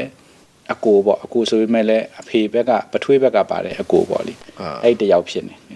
ေဒါပေမဲ့လည်းသူတို့ကတော်တော်လေးခင်ကြတော့နော်ဝေမင်းကြီးမင်းသားတွေကအမျိုးပါသွားတာပေါ့လေအဲ့လိုမျိုးဖြစ်တော့သွားမယ်လို့ကြီးလိုက်တဲ့အချိန်မှာလည်းပဲဒီနေရာကရေချားနေတဲ့ခါကျတော့တိုင်းသွားလို့မရအောင်ဟယ်လီကော်ပတာနဲ့သွားမယ်ဆိုတော့လေအဲ့ချိန်မှာဟယ်လီကော်ပတာတစ်စင်းပဲရှိရပြောတယ်နော်ဝေရဲ့တပ်ဖွဲ့မှာအထူးတပ်ဖွဲ့မှာအဲ့တစ်စင်းကလည်းပဲ pilot တွေက vacation သွားနေကြမောင်းမဲ့လို့မရှိဘူးစစ်တပ်ကလည်းဟိုမိုင်60လောက်ကီလိုမီတာ60လောက်မှာစစ်တပ်ကဟယ်လီကော်ပတာရှိတယ်အဲ့ဒီရအောင်သွားဖို့ကလည်းမလွယ်ဘူးပေါ့ရအောင်လို့ပုံစံလည်းမလွယ်ဘူးဆိုတော့ကားနဲ့ပဲသွားမယ်ဆိုသူတို့ကားနဲ့28မိုင်ကိုမောင်းတော့ကမ်းခြေရောက်တဲ့ခါကျတော့ကျွန်းကိုသွားဖို့လှေမရှိဘူးလှေရှာဆိုတော့လှေရှာနေနဲ့လှေလေးကတော့ရပါလှေလေးသေးသေးလေးဆိုတော့လူတွေကအကုန်လုံးစုပြုံတဲတဲ့ခါကျတော့ရေတွေဝင်ပြီးတော့မှချလဲနဲ့မော်တော်ကလည်းဆက်ပြီးတော့မသွားနိုင်မနဲ့အဲ့မှာအချိန်ကြီးကကုန်နေအဲ့လိုမျိုးဖြစ်နေဟိုကစိတ်ကြိုက်ပေါ့လေဆိုတော့ဟိုစာနယ်ဇင်းဖွဲ့တွေအဲ့ဒီသတင်းကိုကြားတဲ့ခါကျကိုပိုင်ဟယ်လီကော်ပတာငှားပြီးတော့မှသွားတဲ့လူကအရင်ရောက်နေရဲကမရောက်သေးဘူးဟယ်လီကော်ပတာကနေလိုက်ပြီးတော့ရိုက်တဲ့ခါကျတော့သူအဲ့ဒီကောင်ပြစ်နေတဲ့ဥစ္စာကိုပေါ့နော်ဟိုကျွန်တော်တို့ live နီးပါးလောက်တော့ပြန်လွှင့်ပေးနိုင်တယ်ဆိုတော့ရဲတပ်ဖွဲ့ကတော့ကိုတိတ်ခါကြတာလှီလည်းမရှိရဟရင်လည်းမရှိပေါ့နော်ရေးရဲ့အကြောင်းအကြစရာဒါတော်တော်လေးကိုပဲဟိုသေချာပြင်ဆင်မထားဘူးအထူးသဖြင့်တော့ဒီလောက်ချမ်းသာတဲ့နိုင်ငံပေါ့လေဒီနေ့ကိုဘီလီယံပေါင်း200ကျော်လောက်GDP ရှိနေတဲ့နိုင်ငံဟာဒါလေးတောင်မှမလုပ်ထားဘူးလားဆိုပြီးတော့မှဒါအပြောခံနေရတဲ့အခြေအနေမျိုးဖြစ်တော့ဟုတ်ကဲ့ဆရာအဲ့ဒီလူပေါ့နော်ခဏတော့ဒီတရားခံပေါ့ဒီတရားခံအကြောင်းစဉ်းစားတဲ့ခါကျတော့လေခုနပြောသလိုပေါ့လောကကြီးဟာဟိုတခါတော့ဟိုဆရာမှတ်တင်ပြောခဲ့ပြီလို့လူတွေရဲ့စိတ်ကစမ်းကြယ်တယ်လို့ကံလည်းစမ်းကြယ်တယ်ဆိုတာမျိုးလိုပဲခါကျဘာကြောင့်များလုပ်လဲဟုတ်လားခုနပြောလို့ဆရာပြောတဲ့ခါကျတော့ဟုတ်လား तू ကစိတ်မြင်နေပြီလွန်ခဲ့တဲ့2010လောက်ထဲက तू ကဒီဟာကိုကြံစီတယ်ဆိုတော့ဟုတ်လား तू ဘယ်လိုခေါ်မလဲတော်တော်ကြီးကို तू ကအချိန်ကြီးယူတယ်ဟုတ်လားအချိန်ကြီးပြင်ဆင်ပြီးတော့မှ तू လုပ်ခဲ့တယ်ဆိုတော့ဒီလူတွေကဘာကြောင့်ဒီလောက်တောင်များဟုတ်လားဒီလူတွေတတ်ဖို့ကိစ္စပေါ့နော်တတ်ဖို့ကိစ္စကိုဒီချက်နာစီစဉ်တယ်လောကကြီးကောင်းကျိုးအတွက်ကြတော့ဟုတ်လားဟိုထက်ပေါ့နော်ဒီလိုလူတွေဒုက္ခရောက်မဲ့ကိစ္စကိုစဉ်းစားရဆိုတော့ဒီလူမျိုးတွေရဲ့စိတ်ကလည်းကျွန်တော်စဉ်းစားမိတဲ့အခါစဉ်းစားမတက်လောက်ဖြစ်တာပေါ့နော်အခုလည်းအခုဒီတရားခံပေါ့နော်ဒီတရားခံဟိုအကြောင်းတွေတချို့ရေးထားပေမဲ့ TV ဆိုသူ့မြင်တယ်ဒီကြားထဲမှာတခါသူ့တရားဆွဲဖို့ကလည်းပဲချက်ချင်းလုပ်လို့မရသေးဘူးဆိုတာမျိုးရေးထားတာလည်းတွေ့ပါတယ်ဆရာအဲ့တော့ဒီအခန်းနဲ့ပတ်သက်တဲ့အကြောင်းလေးလည်းဆရာနည်းနည်းတော့ပြောပြပါဦးဟုတ်ကဲ့ဆိုပြောတယ်လို့ပဲသူကဒီပိုလန်မှာပေါ့နော်ငယ်တော့ကတော့လန်ဒန်မှာကြီးလာပြီးတဲ့ခါကျတော့ကြီးလာမှဒီကျွန်တော်တို့မှာပြန်ရောက်နေတာပေါ့နော်ဝေမှာပြန်ရောက်ပြီးတော့မှနေတာပါသူကတော့ငယ်လေးကလည်းမိဘနှစ်ပါးလည်းပညာတတ်ပါပဲသို့တော်မိဘနှစ်ပါးဒီအိမ်အောင်ကွဲသွားပြီးတဲ့နောက်ပိုင်းမှာအမေနဲ့ပဲနေလာပြီးကျောင်းကောင်းကောင်းမှလည်းပဲနေခဲ့ရတာပါပဲသူပုံစံကတော့ထူးခြားအနေနဲ့သူကမိန်းကလေးတွေပဲလည်းတိတ်ပြီးတော့မှစိတ်ဝင်စားမယ်အသက်32နှစ်လောက်ထိကိုဒီတိုင်းပဲအိမ်အောင်မရှိဘဲနဲ့နေလာတာပေါ့လေအဲ့တော့တောက်လျှောက်သူ့ရဲ့ career မှာပြန်ကြည့်လိုက်တဲ့အခါကျတော့စီးပွားရေးလမ်းကြောင်းမှာပဲသူနေတာဒီလောက်တောင်လူတက်ပေမဲ့လည်းသူစစ်တင်တခါမှမတက်ဘူးဟုတ်တယ်နော်ဝေမှာလည်းပဲသူကမဝေမနေရစစ်မှုထမ်းစနစ်ရှိပါတယ်အဲ့ဒီမဝေမနေရစစ်မှုထမ်းစနစ်ကိုလည်းသူကျန်းဖန်ပြီးတော့မှရှောင်နေခဲ့ပေမဲ့သူ့ရဲ့စိတ်ထဲမှာကြတော့အစွန်းရောက်ဝါဒပေါ့နော်အစွန်းရောက်ဝါဒတော်တော်လေးကိုပြင်းထန်လာတယ်ဆိုတော့သူသဖြင့်တော့ဒီ Scandinavian နိုင်ငံတွေမှာဘာသာတရားတခြားသောဒီအနောက်နိုင်ငံတွေနဲ့ဆက်လို့ရှင်ပို့ပြီးတော့မှသူတို့ကန်ဆိုင်ကြတယ်ပေါ့လေကန်ဆိုင်ကြပြီးတော့မှဒီလိုအစွန်းရောက်နိုင်မှုတော့လည်းခွင့်လန်းနေရပို့ပြီးတော့မှများတယ်နောက်သူတို့ရဲ့တဘာဝပတ်ဝန်းကျင်နေထားကွာပထဝီဝင်နေထားကွာကဘာမြောက်ဖက်အစွန်ဆုံးကျနေတာဆိုတော့တနည်းပြောရင်တော့နည်းနည်းကြောင်ကျတာပေါ့လေအဲ့တော့ကြောင်ကျနေတဲ့ခါကျတော့အပြင်နဲ့ထိတွေ့မများဘူးဆိုလို့ရှင်တော့အစ်စ်ဝင်လာတဲ့လူတွေပေါ်မှာပေါ့သူအနေနဲ့ရန်လိုတဲ့စိတ်မျိုးဖြစ်ဖို့ကတော်တော်လေးကိုပဲများပါတယ်ဒါမှအဖြစ်တော့နိုင်ငံရေးသမားတွေကတော့သူကတိတ်လဲကြောင်ကျတယ်သို့တော်ညာလည်းပဲနော်ဝေကတော့နောက်ပိုင်းမှာချမ်းသာလာတဲ့ရေနံတွေပါတွေတွေ့တယ်ဆိုတော့ငကွာလည်းပဲစက်မှုလက်မှုဖွံ့ဖြိုးတယ်ဆိုတဲ့ခါကျတော့အဲ့ဒီဝင်ငွေတွေကိုအသုံးပြုပြီးမှကဘာပေါ်မှာသူတို့ရဲ့နေရာပေါ့သူတို့ကိုပို့ပြီးတော့မှလူသိထင်ရှားဖြစ်လာအောင်နေရာတိုင်းလိုမှလိုက်ပြီးတော့မှကူညီတယ်ပံ့ပိုးတယ်ပေါ့နော်ဥပမာပြင်ဆိုလို့ရှင်ကျွန်တော်တို့တိရိလင်္ကာပြည်တွင်းစစ်လိုဟာမျိုးဆိုရင်သူတို့ဝင်ပြီးတော့မှဂျားဝင်ပြီးတော့မှဆောင်ရွက်ပေးတာမျိုးတွေရှိတယ်ဆိုတော့ဆာမျိုးပြောသလိုပဲ Nobel ငញ្ញဆုတွေပါလေဒါသူတို့ကကြီးကြပ်ပြီးမှပေးတယ်ဒီနီလန်းနဲ့သူတို့ရဲ့နိုင်ငံသေးသေးလေးပေါ့လူကြီးက9 သန်းတောင်မှမပြည့်တဲ့နိုင်ငံလေးကိုလူသိများလာအောင်ဆိုတောက်လျှောက်လုပ်နေကြတယ်သို့တော့သူ့ထဲမှာရှိနေတဲ့နိုင်ငံသားတွေကြတဲ့ခါကျတော့အဲ့လိုမျိုးလောက်ထိကိုမဖြစ်လာဘဲနဲ့သူတို့နေရာလေးမှာပဲသူတို့အေးဆေးဆေးနေကြတယ်ဆိုတော့မြို့ဆိုတာလည်းကျွန်တော်ပြောသလိုပဲအကြီးဆုံးမြို့ကမှလူလေး9 သိန်းပဲရှိတယ်ကျန်တဲ့မြို့တွေမှာတပတ်မြောက်ချမ်းမှာဒီကမ်းခြေတစ်ခုလုံးမှာတန်းစီပြီးတော့မှမြို့တွေရှိတာမှာတချို့မြို့တွေက2000ရှိတယ်3000ရှိတယ်စသဖြင့်ဆွေမျိုးတွေပဲပေါ့နော်အဲ့လိုမျိုးဆိုတော့သူတို့ရဲ့လူဖွဲ့စည်းရရှေးရိုးဆွဲဆန်တဲ့လူဖွဲ့စည်းလို့ပဲပြောရမှာပေါ့လူတွေကတော့ခက်မိတယ်နေရာထိုင်တာတော့ခက်မိတယ်စိတ်ဓာတ်ပိုင်းဆိုင်ရာမှာကြတော့အပြင်ဘက်ကအသက်ဝင်လာတဲ့လူတွေပေါ်မှာဆန့်ကျင်ခြင်းနဲ့စိတ်တွေရှိတယ်အဲ့တော့သူကိုယ်တိုင်ကလည်းပဲအဲ့လိုမျိုးပဲတော့အလုပ်လုပ်တဲ့နေရာတွေမှာသူ marketing company တခုမှသူလုပ်တယ်လုပ်ပေမဲ့လည်းသူနဲ့ဆက်ဆံရတဲ့ဖောက်တယ်တဲ့မှာသူတောင်အားရှပေါ့ကျွန်တော်တို့နော်ဝေးမှာဆိုတော့အများဆုံးတော့ပါကစ္စတန်တွေပေါ့လေနောက်အီရတ်တို့ဘာလို့အဲ့လိုလူမျိုးတွေနဲ့တွေ့ပြီးဆိုရင်သူဘယ်လိုမှမထိနိုင်ဘူးလွယ်ကူကူပဲသူဒေါသထွက်တတ်တယ်ရံပြူတတ်တယ်ဆိုပြီးတော့မှသူနဲ့လှုပ်ဖော်ကင်ပဲတရားလို့ပြောပါတယ်အဲ့တော့နောက်ပိုင်းမှာကျတော့ဘာဖြစ်လာလဲဆိုတော့ internet ကလည်းပေါ်လာတဲ့ခါမှာသူ့ရဲ့ခေါင်းထဲအတွေးခေါ်တဲ့ကိုဒီ far right တွေပေါ့နော်လက်ရစွန်ယူဆတဲ့ internet တွေကနေတစ်ဆင့်ရောက်လာသူကိုယ်တိုင်လည်းပုံမှန်ဒီ forum တွေမှာတက်တယ်သူသဖြင့်တော့ EDL ပေါ့အင်္ဂလန်မှာလုပ်နေတဲ့ EDL အဖွဲ့နဲ့ဆိုတော်တော်လေးကိုသူကချိတ်ဆက်မိတယ်အဲ့ဒါအပြင်ကိုပဲနော်ဝေမှာဖွဲ့ထားတဲ့ဒီ Freemason ပေါ့လျှို့ဝှက်အသင်းထဲမှာလည်းသူ member တယောက်နေနဲ့ပါတယ်ဆိုတော့သူ့လုပ်ရက်တွေအကုန်လုံးကိုပြန်ကြည့်လိုက်တဲ့အခါမှာသူကဒီလိုလုပ်ရတဲ့ဥစ္စာကိုပဲဒါသူ့စိတ်ထဲမှာတော့ဒါကောင်းမှုတစ်ခုလိုပဲမြင်နေတဲ့သဘောပါပဲဒါကျွန်တော်ပြောခဲ့တယ်လို့ပဲဒီဥရောပကြီးတိုက်ကြီးတိုက်လုံးကိုလူမျိုးခြားတွေဘာသာခြားတွေဝင်ပြီးတော့မှလွှမ်းမိုးမသွားအောင်သူကကယ်တင်ရှင်ဖြစ်တယ်သူ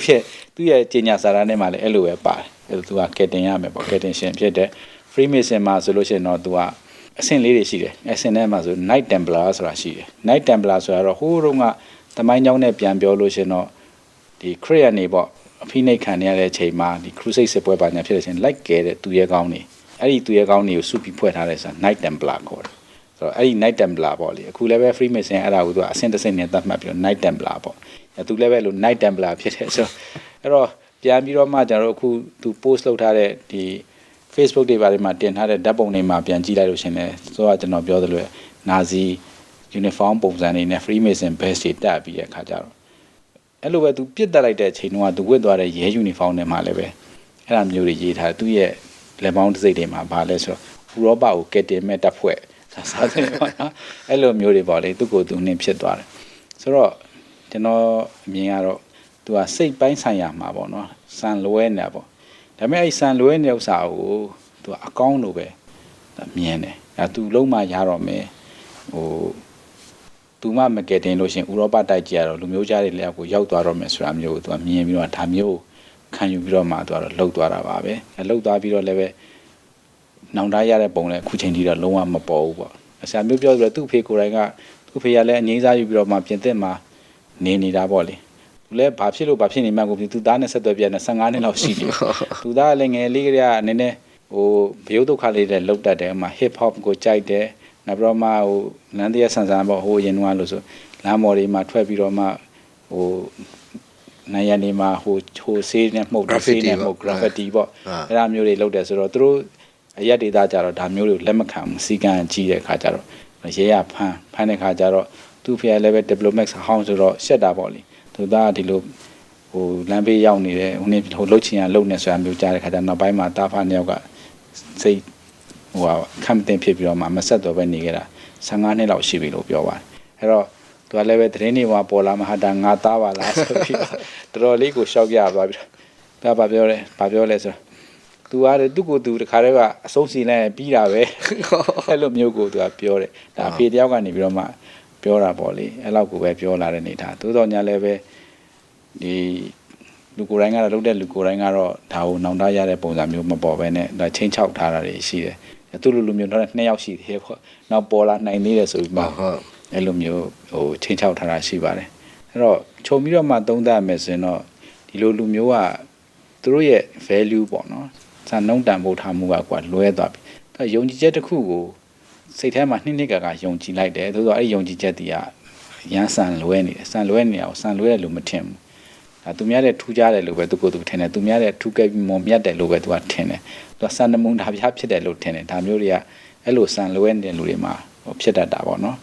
်ဆိုတော့သို့တော့ဆန်လွဲတာရိုးလွဲနေအကြောင်းမဟုတ်ဘူးဒီလိုပဲစိတ်စားစရုပ်နေမှာလဲဆန်လွဲနေလူတွေအများကြီးရှိပါတယ်မှာကိုဟိုအဗရာဟမ်လင်ကွန်းတို့ပြောတဲ့လူတွေရှိတာပေါ့နော်အမျိုးစုံတော့ရှိနေကြတာပေါ့သို့တော်လည်းပဲဟိုဒါတိတ်ပြဿနာမရှိဘူးသူအဗရာဟမ်လင်ကွန်းဖြစ်နေတာပြဿနာမရှိဘူးအဲ့လူရဲ့လက်ထဲကိုဒီတနတ်တွေဘာတွေရောက်သွားပြီဆိုတဲ့ခါကျတော့ဟိုတော်တော်လေးပြဿနာရှိလာတယ်လူဖွဲ့စည်းရလည်းပဲဒါမျိုးလွယ်ကူကူပေါ့ပေးထားနိုင်တယ်လွယ်ကူဆိုရင်လည်းလိုင်စင်နဲ့ပေါ့လေပေးကင်ထားတယ်စသဖြင့်ပေါ့အဲ့ဒါမျိုးတွေဖြစ်လာတဲ့ခါကျတော့ဒီလူတယောက်ကဘယ်ချိန်မှဘာလုပ်မယ်မှန်းလဲကျွန်တော်တို့ပြောလို့မရနိုင်ဘူးပေါ့လေဆိုတော့အခြေအနေတွေကိုယ်တိုင်ကလည်းပဲအဲ့လိုမျိုးသူတို့ဖြစ်ချင်လားဖြစ်လောက်เสียပေါ့ဘာကြောင့်လဲဆိုတော့တောင်အာရှတို့လို့အာဖရိကတို့လို့အရှေ့လယ်ပိုင်းတို့နေရာတွေမှာလည်းပဲအခုကတော့ဟိုမတည်ငြိမ်မှုတွေတို့ငတ်မွတ်မှုတွေတို့စသဖြင့်ကကြီးသုံးပါးအကုန်ဆိုင်နေကြတော့အဲ့ကကြီးသုံးပါးဆိုင်နေပြီဆိုတော့အဲ့နေရာတွေမှာဖြစ်နေတဲ့မတည်ငြိမ်မှုတွေကတကယ်လက်ချက်ပြန်ကြည့်လိုက်တော့ဒီနိုင်ငံကြီးတွေပဲ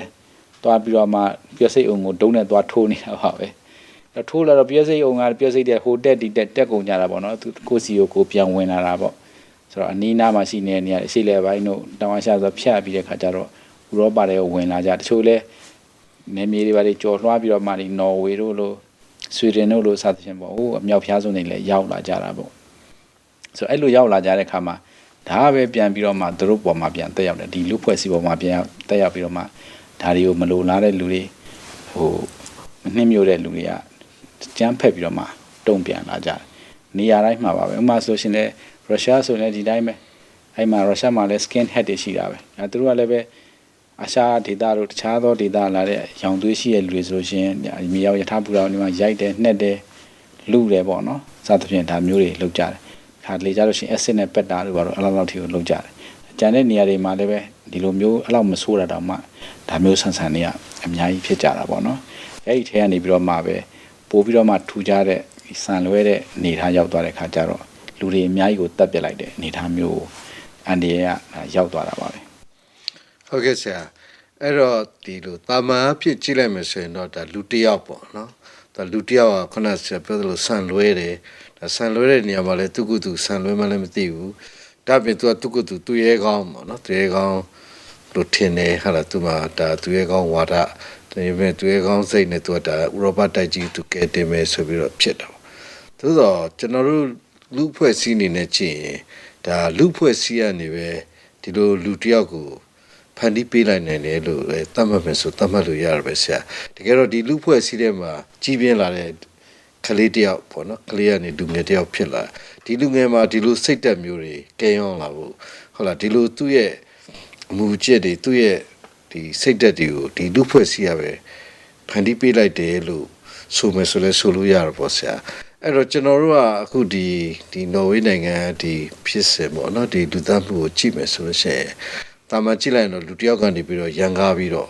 ဒီလူတွေကိုလိုက်ပစ်လိုက်သက်ပြီးတော့သူ့ရဲ့ဒီစိတ်ဖောက်ပြန်မှုလို့ပြောလို့ရတော့ညာလည်းပဲဒီလိုလူဖွဲ့စည်းနေကြည့်တဲ့အခါကျတော့ဒီလိုနိုင်ငံတွေမှာဒီလိုလူဖွဲ့စည်းတွေမှာဒီလိုလူမျိုးတွေပေါ်ပေါက်လာတယ်လို့လည်းပြောလို့ရတဲ့အခါကျတော့ဒါကျွန်တော်တို့ခုနပြောသလိုလူဖွဲ့စည်းတိုင်းမှာဒီလိုလူမျိုးတွေမပေါ်ပေါက်ဖို့ကလည်းပဲဒါလူသားတိုင်းမှာတာဝန်ရှိတယ်လို့ကျွန်တော်ကတော့တွေးမိပါတယ်ဆရာအဲ့တော့အခုဒီနော်ဝေးနိုင်ငံဖြစ်ပျက်မှုပေါ်မှာမူတည်ပြီးတော့ကျွန်တော်တို့အနေနဲ့ဘယ်လိုသင်ခန်းစာယူသင့်တယ်ဟုတ်လားဘယ်လိုတာဝန်ကယူသင့်တယ်ဆိုတာလေးနဲ့ဆရာဆုံးသက်နေကုန်ချုပ်ပြီးအောင်ဆရာဟုတ်ပါတယ်ခင်ဗျာဒါတော့ဆရာမျိုးပြောသလိုပဲလူကိုယ်တိုင်ရဲ့စိတ်နေစိတ်ထားအပြင်ကိုပဲပတ်ဝန်းကျင်ရိုက်ခတ်မှုတွေပေါ့လေအခြေအနေတွေရဲ့ဖန်တီးမှုတွေကအများကြီးပဲစကားပြောသွားတာပေါ့အပုံမှန်အဖြစ်ကြည့်မယ်ဆိုလို့ရှင်တော့ဒီလိုနော်ဝေးနိုင်ငံလိုသူ့ဟာသူအေးချမ်းရပ်တည်နေတဲ့နိုင်ငံထဲမှာနိုင်ငံသားတွေဟာသူနေလို့ရှင်တော့ဘာမှဖြစ်စရာမရှိဘူးအဲ့လိုပဲအိုကလာဟိုးမားဆိုတဲ့မြို့ကလည်းပဲတောမြို့လေးပါပဲအမေရိကမှာတောင်းဘာမှဒီအပြင်ဘက်ကခြေနေရိုက်ခတ်မလာလို့ရှင်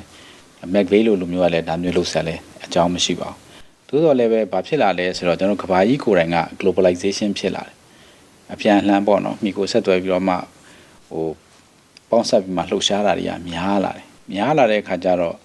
့လူပြဿနာတွေကလည်းပဲပို့ပြီးတော့မှများလာတယ်ကူလူဆက်သွယ်မှုတွေနေရာလဲပိုများလာတဲ့ခါမှာမူလတော့ငြိမ်နေတဲ့လူဖွဲ့စည်းတွေမှာလည်းပဲကိုငြိမ်နေလို့မရဘူးအပြင်ဘက်ကရက်ခတ်မှုတွေကပြင်းထန်လာတာပေါ့အဲ့လိုနော်ဝေးလိုချောင်းကြားလေးကကမ္ဘာမြောက်ဖက်ဆုံးလေးကနိုင်ငံထိတောင်မှာပဲဒီပြဿနာဘယ်လောက်ထိရက်ခတ်နိုင်တယ်လဲဆိုတာကိုပြလိုက်တဲ့အနေထားပါပဲအဲ့တော့အဲ့လိုမျိုးရောက်လာအောင်နောက်ကနေထပ်ပြီးတော့မှဘယ်သူကဖန်တီးပေးလဲဆိုတော့သူတို့ရဲ့လွဲမှားတဲ့ယုံကြည်မှုပေါ့ far right လို့ခေါ်တဲ့လက်ရဆွမ်းရောက်ဝါဒီတွေရှိတယ်လို့ far left လို့ခေါ်တဲ့လက်ဝဲဆွမ်းရောက်ဝါဒတွေကလည်းရှိတာပေါ့နော်သူတို့ကြတော့လည်းပဲမင်းမဲ့ဇိုက်ပေါ့အစိုးရဆိုတာမကောင်းဘာဖြစ်ဖြစ်အကုန်လုံးဖျက်ဆီးပြရမယ်ဆိုရင်အဲ့လိုစိတ်ဓာတ်မျိုးတွေနဲ့ anarchist တွေပေါ့နော်ဒါမျိုးတွေကလည်းဒါလက်ဝဲအဆွမ်းရောက်တွေရှိတယ်နောက်တခြားအနေနဲ့ဘာသာရေးအဆွမ်းရောက်ဆိုတာလည်းရှိတယ်တော်တော်များများကခုခေတ်မှာအဆွမ်းတရားတွေကတော်တော်များများကိုပဲနေရာတိုင်းလူဖွဲ့စည်းတိုင်းမှာကြုံတွေ့ရတယ်အဲ့ဒီအဆွမ်းတရားတွေအကုန်လုံးကလည်းပဲကောင်းကျိုးတဲ့ဆိုးကျိုးတွေကိုပို့ပြီးတော့မှပေးနေတာကိုတွေ့ရပါတယ်ဆိုတော့ကမ္ဘာကြီးမှာ globalization အရှိန်အဟုန်တွေမြင့်လာတာနဲ့အမျှတုံခါမှုပေါ့လူဖွဲ့စည်းတွေရဲ့တုံခါမှုတွေကလည်းပိုများလာတာပေါ့လေပိုများလာတော့ဒီပြဿနာတွေကိုကျွန်တော်တို့ပို့ပြီးတော့မှမျှော်မှန်းမယ်အနေထားမျိုးဖြစ်လာပါတယ်အဲ့တော့ကမ္ဘာကြီးရဲ့ဒီလိုမျိုးတုံခါလှုပ်ရမ်းမှုတွေကိုထိတ်နိုင်မှုတကဘာပဲရှိတယ်လဲဆိုတဲ့ခါကျလူဖွဲ့စည်းမှာရှိနေတဲ့လူတိုင်းပေါ့လေလူဖွဲ့စည်းဝင်တွေအကုန်လုံးရဲ့ဒီစင်ကျင်တုံတရားပေါ့စိတ်ပိုင်းဆိုင်ရာအရမှန်ကန်တွေးခေါ်ပြီးတော့မှစင်ကျင်နိုင်ဖို့ကပိုးပြီးတော့မှကျွန်တော်အရေးကြီးလာတယ်လို့ထင်ပါတယ်စင်ကျင်တုံတရားရှိလာရင်ဘာဖြစ်လာမလဲဆိုတော့စိတ်ကောင်းလေးတွေကိုရွေးချယ်နိုင်လာပေါ့ဒါလောက်ရတစ်ခုဟာတာမန်အဖြစ်တော့ကိုယ့်ရဲ့ယုံကြည်မှုရတော့ကောင်းတာဖြစ်ချင်တယ်ဖြစ်မယ်ဒါပေမဲ့ထွက်လာမဲ့အကျိုးရလဒ်ကဘာဖြစ်မလဲဆိုတော့ဒီလိုအများကြီးသေမှဒီလိုရလဒ်ကိုရမယ်ဆိုတာဟုတ်ပါမလားဆိုတာမျိုးကစင်ကျင်တုံတရားနဲ့စဉ်းစားကြည့်လိုက်လို့ရှင်သိနိုင်ပါတယ်တော့ဒီစင်ကျင်တုံတရားမရှိတဲ့ချိန်မှာတော့မျက်စိမှိတ်ပြီးတော့ကိုယ့်ကိုရိုက်သွင်းထားတဲ့အတွေးခေါ်နေပဲဒါလွယ်မှားလှုပ်ဖြစ်ကြတဲ့ခါမှာလူဖွဲ့စည်းတစ်ခုလုံးမှာတို့ပဲထိခိုက်နေနိုင်ကြေကွဲစရာကောင်းတဲ့ကိစ္စတွေပေါ့လေလိုဖြစ်လာတစ်ကမ္ဘာလုံးကလည်းကြေကွဲတနိုင်ငံလုံးကလည်းကြေကွဲတဲ့ခြေနေမျိုးတွေဖြစ်လာတတ်ပါတယ်အဲ့တော့သူသဖြင့်ပို့ပြီးတော့မှလွတ်လပ်နဲ့နေထိုင်နိုင်တဲ့လူဖွဲ့စည်းမျိုးမှာမဟုတ်တာလုပ်ချင်တဲ့လူတွေလွတ်လပ်ပို့ပြီးတော့မှလုတ်ခွင့်ကတာလာတဲ့ခါကျတော့ဒါကိုလည်းပဲနောက်ကနေပြီးတော့မှမျက်ခြေမပြတ်လိုက်ပြီးတော့မှကြည်နေဖို့ထိန်းနေဖို့ကလည်းလိုပါတယ်ဆိုတော့တစ်ဖက်ကထိန်းတယ်လို့ပဲတစ်ဖက်ကလည်းလူတူချင်းအသိစိတ်ကလေးဖြစ်လာအောင်လည်းပဲဒါတော့ဝိုင်းပြီးတော့မ